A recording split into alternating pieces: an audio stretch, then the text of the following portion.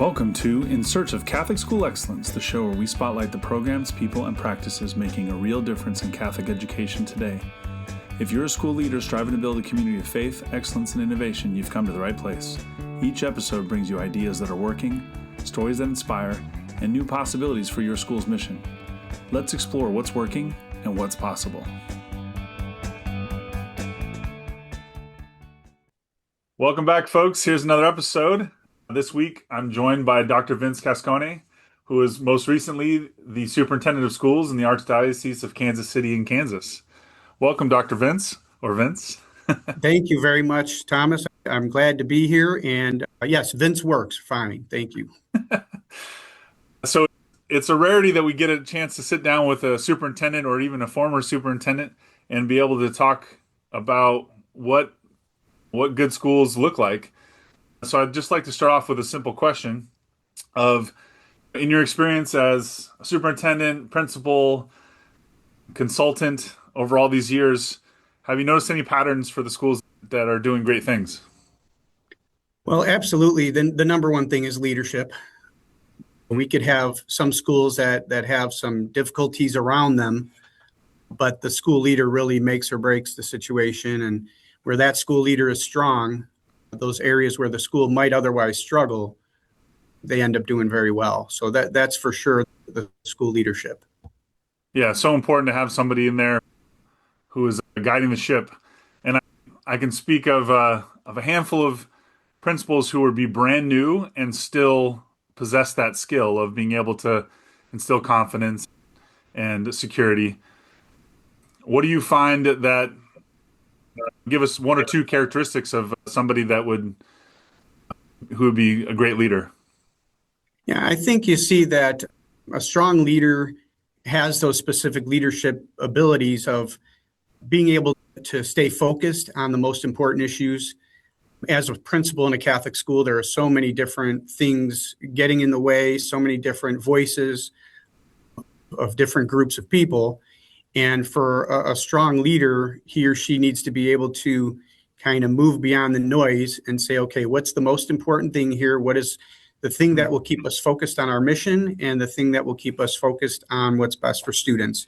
So it sounds simple, but it's really not. And that really strong leadership is a rare thing, and it's golden when we find it for our Catholic schools.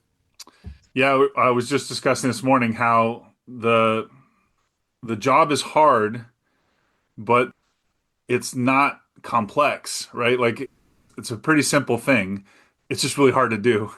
It's so incredibly hard to, as you say, deal with that noise, try to please everybody, or at least be able to take those shots by parents or whoever who has their opinion about how things should be done, and to still stay on top of the mission. I mean, it must be incredibly hard to do all that on top of just keeping business open. I think the schools are like a small corporation, and it's not necessarily something a teacher was trained well for, and then they've arrived at this point where they're going to be a principal. It seems like there's a lot of work that has to get done after the fact. Yeah, a lot of those leadership skills are, some of them you just can't learn. You just have to have them. And I had a pastor I worked with for a number of years, Father Pat Rush, and he would say one of the difficulties of being a Catholic school principal is you're really on the tectonic plates between faculty and staff members and parents, because a lot of times, whether you're dealing with test scores or you're dealing with discipline matters or whatever, walking that fine line and finding the sweet spot between supporting faculty and staff members and working with parents and letting them know this is why we're doing what we're doing. This is how this is best for your child. So there really is a sweet spot of that leadership that's needed. Yeah. And I think it's often hard to find for principals, especially new ones who don't have that network already built up, but who does the principal turn to when they need help, right? Because they're at the top. Right. And they may have the pastor, but even then in dealing with the pastor, you have all kinds of other situations. I always try to push folks to find other principals, but building a network of folks that you can rely on for advice, even just to share ideas and kind of spitball things. Did you find that you had a good source of folks that you could lean on when you were principal, or even more so as a superintendent? I think on one hand, yes, but as I look back in hindsight, you're the person in the school that is the decision maker. And the thing that's difficult with interacting with all those different groups, as I said, is it's a lot easier from those perspectives to throw out opinions of how things should be, why they should be this way or that way. Hmm. But it's a different level of accountability and responsibility when you're the decision maker. Hmm. And so I've always felt that as a principal and certainly as a superintendent, you're on an island Yeah. and you are the person. You're the man, you're the woman, you're the person who has to make decisions about all things, who's going to take the bullets on all things. Someone wants to, if they have a concern about something or a complaint, everything falls at your feet. So I always have felt that it's a lonely place to be. And principals in Catholic schools, especially, need someone to walk with them in that path. Yeah, that's so true. I can think of the right now, at least in our archdiocese here in San Francisco, there we're having a an issue of less children, right? And I think it's a national thing where there's less and less kids in schools, and so enrollment's a big issue. And looking at each other, the principals all looking at each other, kind of like, "Hey, we're all in the same boat." Trying to find ways to differentiate or to find that path forward, I think, is one of the biggest problems that they're facing right now. And they don't necessarily have a whole lot of answers. So even if they can lean on each other, no one's got it figured out. Have you dealt with that kind of situation in Kansas City? Or is that a thing that's an issue in that archdiocese?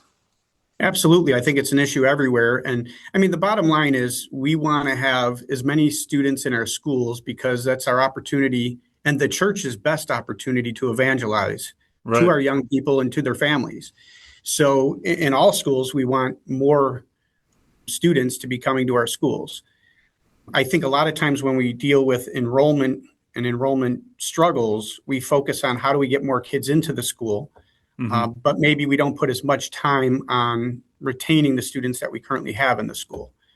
But the bottom line is this, just from a business perspective, if we want to look at it that way, we have a phenomenal product. Our Catholic schools, everybody across the country will say, if we get a parent into our Catholic schools and they see what we offer, what we do, and finances weren't a huge problem, they want to be here. They want to be here. So you see more and more organizations pop up. ICC, we had the Catholic Education Foundation, which really started up and is doing a wonderful job of helping families who couldn't afford Catholic education otherwise. And I think fortunately we have this great trend of some tax credit scholarships and school choice that's kind of going across the country. And I Hmm. think that's a great thing to be able to tell the families out there that might not have otherwise considered Catholic schools. This is a real option and one that you'll be very happy with for yourself and for your children. Yeah. Yeah, that's so true. If they can get inside the building, they typically are overwhelmed with how awesome it is. But it's And what just a getting, community, you know this, the thing that they all say, I mean, it feels like a family yeah, more so than anywhere. It feels like a family and a community. And who doesn't want to belong to a great family and community like that?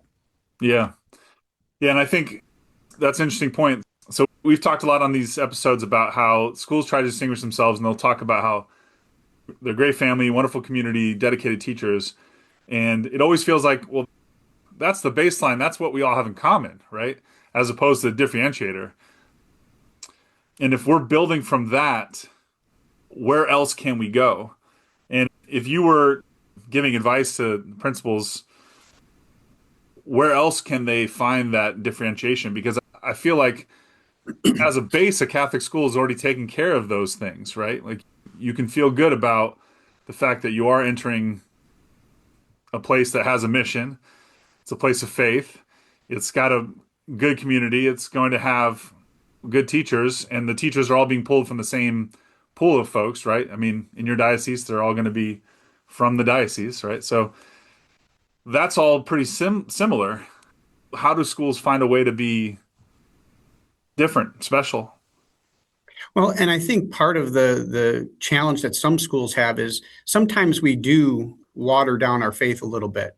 Hmm. And sometimes we think that by doing that, we're opening it up to more people, which we certainly want more people in our schools. And one of the strengths of our Catholic schools is we have a lot of non-Catholic families that come to our schools. Hmm. And that's a great strength.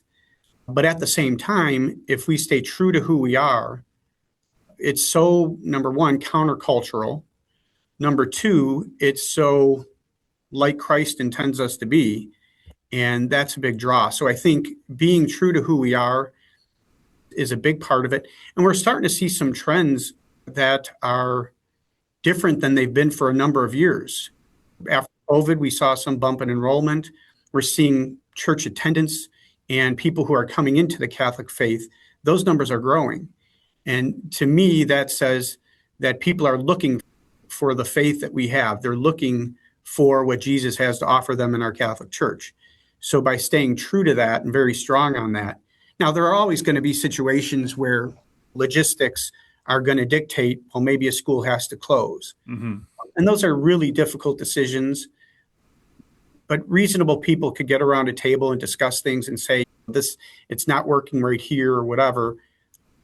But I think for the most part, if you have a strong leader there and you're really staying true to the mission and the faith, you're focused on retention by meeting with your families individually when that's possible. I Right. know in some cases they're so big, but I've seen a lot of school leaders and pastors where they felt enrollment was a challenge. They met individually with families, and some families that would have otherwise left, they stayed and they saw that we were on the same path and we wanted to accomplish the same things. And we worked out a good scenario for them to be able to stay. Yeah. I mean, that's a next level tactic, but so worth it, right?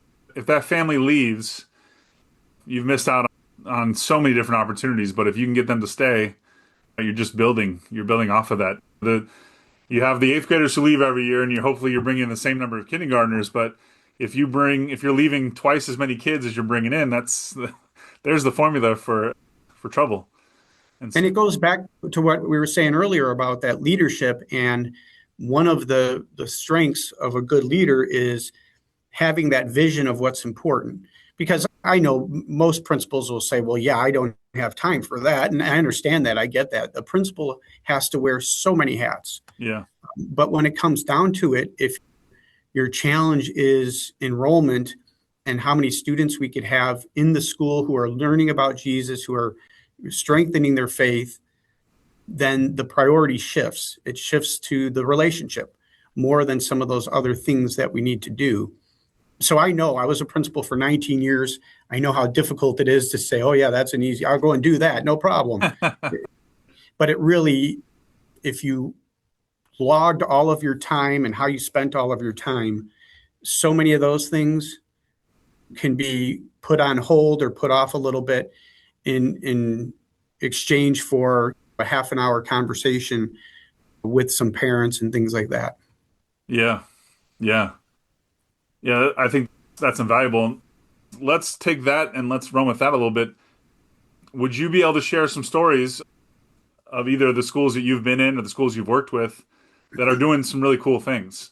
I would love to hear more about some of these great opportunities, because that I think that is what we can all use these beacons as a target, something for us to emulate or to chase, or at least to open up the ideas of what we can do in our own schools. Yeah. So when I go into the schools, we had 42 schools, about 14,000 students in our diocese, and I Wow. would obviously visit each of those schools.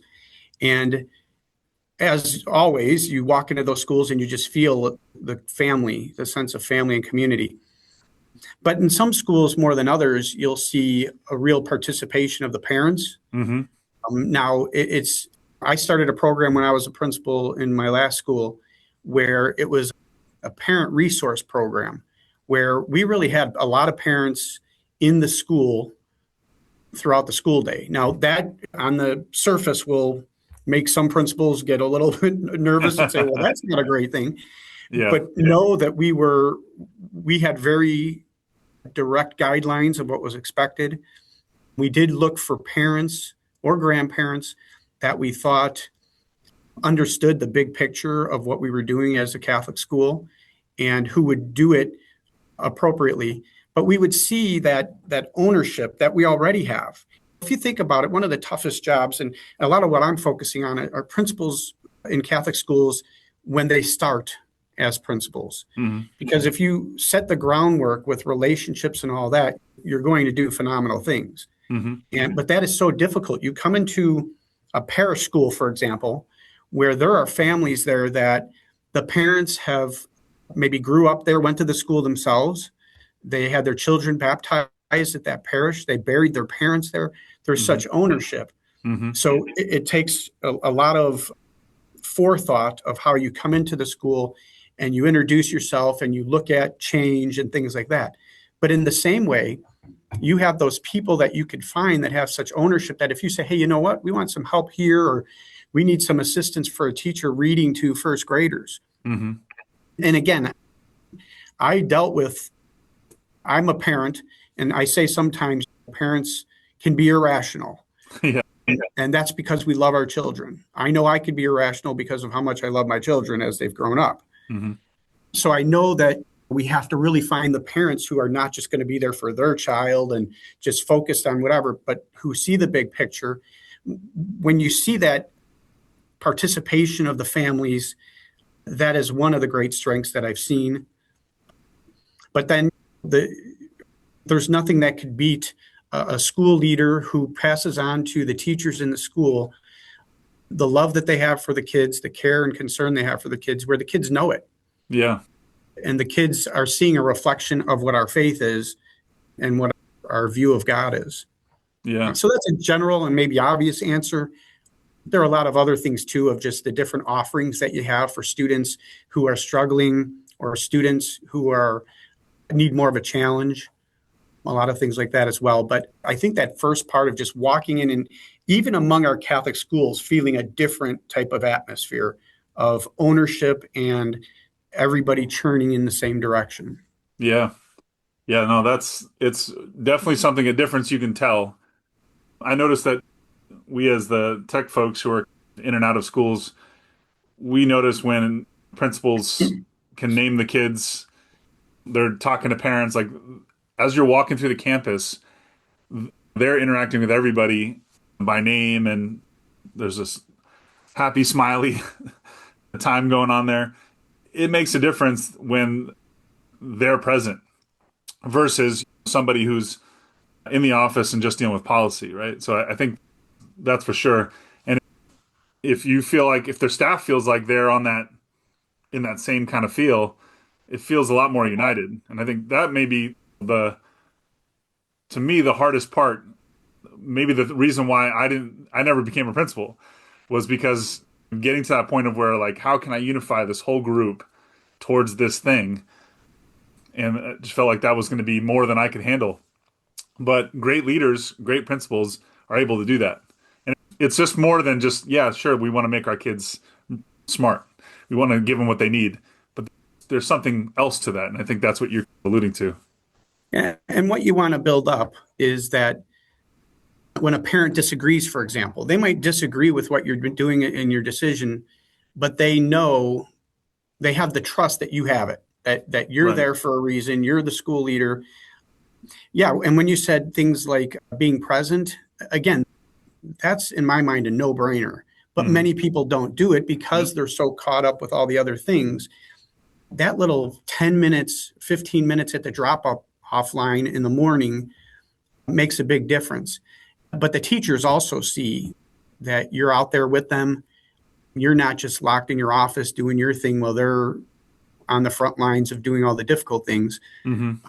So that type of leadership, I think, is important. And having, let's say you have 8 educators around a table in a school, and you're going to talk about any of the problems they have in that school and what you're going to do to solve them. You have a pretty good chance that you're going to come up with some good solutions. Mm-hmm. a lot of times, because being a principal, we are often on an island, we stay on that island. And we should have, for example, a building leadership team Hmm. where you have other people on the faculty and staff that are going to get around that table with you. And again, I think this is an obvious thing, but I think a lot of times we don't do it. But that gives them ownership. It also gives them responsibility where they can't just say, a terrible way of saying it, but this is my Chicago, South side of Chicago way of saying it. They can't just lob complaints from the cheap seats. They're Right. now there. They're in the middle of it, and they have to own where we're going. But then when you go, and that goes for decisions you're making in the school, or if you have a team for safety, school safety, problems I've seen the most where parents would be upset, where teachers would be upset, is they go and say, the principal made this decision, made that decision. Does the principal a huge favor and benefit in many ways for them to be able to say, we had a group together, we discussed this, some very good people, and this is what we came up with. It takes some of the heat off of a principal, which in my opinion, principals could use every little bit of that that's possible, Right. but it also allows other minds to get around that table and from different perspectives and say, you know what, we didn't think of this though. And what about the kindergartners here? What about the eighth graders? What about the seniors? So in the same way as with the building leadership team with faculty, when we have that opportunity with parents, usually we have advisory boards, being selective, Hmm. in my opinion, but an advisory board who realizes they're advisory and are reminded often of what their role is. Right. But then when you go and you come out with a decision and say, well, the advisory board had this conversation, this discussion, it's so much better to be able to say that. It's so much better for the ownership of the school by the Yeah. parents and to say to parents, other parents were a part of this conversation. Yeah. Yeah. Bringing folks in and making sure that they feel the ownership of it takes that pressure off the principal and they don't have to. It's not like they made this decision on their own in a vacuum and now everybody has to live with it. It's been brought up and developed with other folks in mind. I think Yeah. that's Any way we could get principals to have other people supporting them, because again, they have wear so many hats, so many of them are overwhelmed. And so to give them those opportunities, and that's one of the things I want to do now in my role, but it's something I always looked for as a principal and as a superintendent. It was always, how can we provide that support that principals need? Yeah. yeah. Yeah, no, I think it's the hardest part. I think when you get that buy-in, if you're involving the staff in those conversations at least, you can start to put things together that you can build towards, right? So I think we miss a lot of opportunity with we have these WCEA and WASC type accreditation things where they go through this big report to look at the school and they come up with lots of things and then you get a grade and you pass and you get 6 years or you get 2 years or whatever it is, and then it's okay, let's shove that away until we have to do it again. And it seems to me that if you had these committees in place, you would have the opportunity to continually talk about those things. And what we do in our team is we've got the things of the day that we got to get done, but we have a someday list too, saying like, this is a problem. We can't solve it yet, but we need to be working towards this. What's one little thing we can think about that? And you keep coming back to that post-it and adding a few more notes to it till eventually you can move it to the front and take care of it. I think a lot of that stuff just gets swept out and you never deal with it. But if you have these committees, you have the opportunity to talk about it and to build a plan. I think you can get the buy-in and then eventually actually get the things done. Yeah. And I've seen one of our schools that I thought just did such a great job. They had those groups together. They had a strong board. They had the right people helping out with the different things. And then everything that they did, they were able to say, and they would say, this is the direct line from what we're doing here to what the mission of our school is. And that could mean we're changing the furniture in this classroom. Hmm. They would go and say, why? Okay, because our mission is this, and we think that answers that part of the mission by this and this. But then once you get that going, where they are a fine oiled machine, where they have a strong board, strong faculty, participation of everybody, they're going in the same direction, your atmosphere is different. You don't have an adversarial atmosphere. You Hmm. truly do have a team atmosphere. You have an atmosphere where if we disagree, Well, that's okay. We also have the appropriateness of who makes final decisions on these things. Yeah. But yeah, I've seen that in some places, and it's rare, but I've seen that just where they're humming along, getting better and better. And in that school that I'm referring to, they cannot put enough chairs and desks to fit the number of students from families that want to be there. Yeah. That's a great Mhm. problem to have. Yeah, Yeah, that's it's a absolutely. lot better to do that than to. A lot of folks will just come up with a theme for a year out of thin air, and it's not tied to the mission, and it just feels like something they can put on letterhead and be happy with, but that doesn't actually change anything. If you're having these conversations and all of it's rooted in that mission, it's so easy to follow. Yeah, and interestingly, not to harp on that school, but that school, like a number of our other schools, their theme for the year often involved the students coming up with that theme, which just makes sense because why do you have a theme? Well, you want people to be focused and you want to be going in a certain specific direction. But again, the students then have some level of ownership. Now, yeah, they don't, hey, you come up with all the possibilities and you do the voting. Well, that's probably not going to go well in a high Right. school or middle school or something like that. But where they're given here are some opportunities because that's part of the education process too. This Yeah. is what this means. This is how we want to look like what this is talking about here. Yeah, and I think even like bringing in a student council member at the end of a school year to allow them to come sit in on a meeting to be able to talk about that one little theme, I think is valuable because then you can say like, hey, this is at least they got their 2 cents in there and there's some ownership to it and they're part of that process. I think you're mentioning lots of different ways to get buy-in by just giving people a seat at the table, even if it's not the table, it's a table for them to come and be a part of the process. I think that's huge. Well, and I'll tell you, and a principal will understand this very well. When you walk into different classrooms, Hmm. you could just see the difference. It's such a cool job as a principal to go into the different classrooms and see all the awesome things they're doing and the character of each classroom and teacher and all that. Well, in the same way, one of my favorite parts of my job as a superintendent was to go into the different schools and see that. Hmm. And I would sit down my last year I sat down with students from each school. When I would visit a school, I'd sit down with 8, 10 students and we would just talk about different things about the school. And wow, could you learn so much about the school and what the school is accomplishing Hmm. through those young people. One school I'm thinking of in particular, St. Agnes, it was different than any other conversation with their students. There was a K-8 school, but you would think you were talking to juniors and seniors in high school who had things mapped out of, oh, I'm going to college or I'm doing this or I'm doing that. And they had a program that was specifically building leadership skills Hmm. in their students.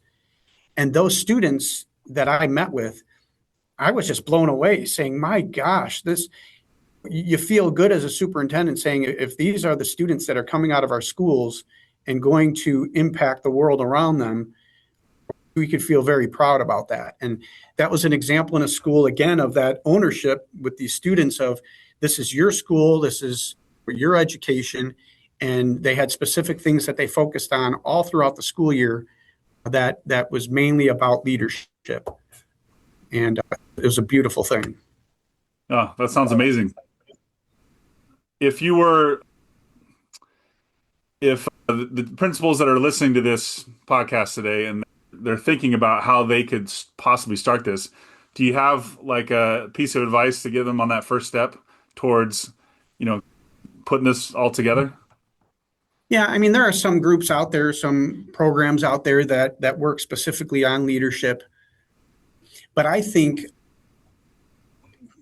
it's never just the program that's doing it, right? So you have the Hmm. faculty and the staff that sits down and says, this is something we're going to be committed to. And we all know, I mean, I know people of my vintage sit around a table and talk about the woes of today and what we wish the students, the children were able to do and how they can't do this or don't do that. But to talk about what those skills are that everybody should have when a student graduates 8th grade of our school from our school or high school Hmm. senior year, when they graduate, we want them to be able to do this. And then sit down and say, okay, what does that mean for every aspect of our school to Yeah. reflect that? Now, there are some very good programs out there, Leader in Me and things like that, that focus on giving the school the tools to say, here are things that you work on. Here are leadership skills. Here are ways that you could get the students actively involved in an appropriate way that will help build these skills, things like that. So that's just off the top of my head. That's one really good example. Yeah. I'm always thinking about the high schools come to pitch the eighth graders about joining their school, and they all play like this 3-minute video about what does it mean to come to our high school, right? And I always wish that our K through 8 schools would put that video together of like, this is what it means when you leave here. Like, this is an example of what you will become when you're a part of this community. And I think putting that together, as you're saying, discussing that, what do those things look like, and then can we build back from there, it would be a very good thing to have, not to mention a great piece of marketing collateral. Yeah, absolutely. And being able to say to parents, this is what we're about. I mean, we've had situations in schools where we just came to the conclusion that the school and the family were not turning in the same direction, and how valuable and important that was. And in some cases, we were able to hash that out and figure it out to say, this is where we're heading and what we want to accomplish in our school community. And we all need to be on the same page. We've seen some beautiful things happen, but we also know we can't be so beholden to the bottom line and just numbers. It really is our mission, and we have to make sure that our students, our families, our faculty and staff members, and especially our school leader understands that mission. The principal is the keeper of that mission. When he or she starts, what that mission is in the school, if they are there 5 years, 10 years, they are to protect that mission and to make sure that it's as strong as ever when they move on from that position. Yeah. So it's, once again, chasing the mission. First, making sure that everyone feels good in that mission, but then that's what we're after. Makes a lot of sense. Absolutely. Pretty simple. So as we kind of wrap up here, can you tell us more about what you're doing now? Because you're no longer the superintendent of schools. Now you're helping schools on a different level. Yeah. So I look at my time, as I said, 19 years as a principal in a Catholic school, 7 years as a superintendent in a Catholic diocese. And I have a passion for a couple of things: our Catholic faith, first and foremost, and I have a passion for Catholic school leadership. And I think I know what I did well. I definitely know what I did poorly. And I'm looking now at a way that I could support principals, and in one particular way, I'm supporting diocesan school offices. I'm working with the Archdiocese of Omaha to support them, because we have such an awesome responsibility. We wear so many hats, and no one person could do it alone. Our principals need somebody to walk alongside them, with them. Not that they don't know what they're doing, they do, but you need those people that could think through things and support them. So many principals and superintendents, associate superintendents say, man, I've wanted to do this and I just never could get it accomplished because I'm putting out fires all the time. That's the most common thing that I hear. And so Seton Educational Services is meant to be there as a behind the scenes person, me in particular, with my experience as a principal and superintendent, to say, I want to help you to be able to accomplish the things that you want to accomplish, but you can't because you're understaffed. And even if you're not understaffed, the amount of responsibilities that you have is sometimes, in most of our schools, impossible for any one person to do. So I've helped to build a leadership program for the Archdiocese of Omaha that they could use as a resource for their principals. And I've done that for first and second year principals. And then we have something for experienced principals. And I'm also building a resource library for principals. It's a Catholic school principal codex that it just touches on these different topics. It really boils down to all of the research that's done on a topic like enrollment struggles and all that. It talks about where this research came from, but then it has some practical steps of what principals can do in order to respond to that. So enrollment, it has things about pastor principal relationship, which is so important, and Hmm. something as a superintendent I spent a lot of time on. I'll just leave it at that. And all different things that you could imagine, and that a principal experiences, they're just supports to help them to be able to do it effectively.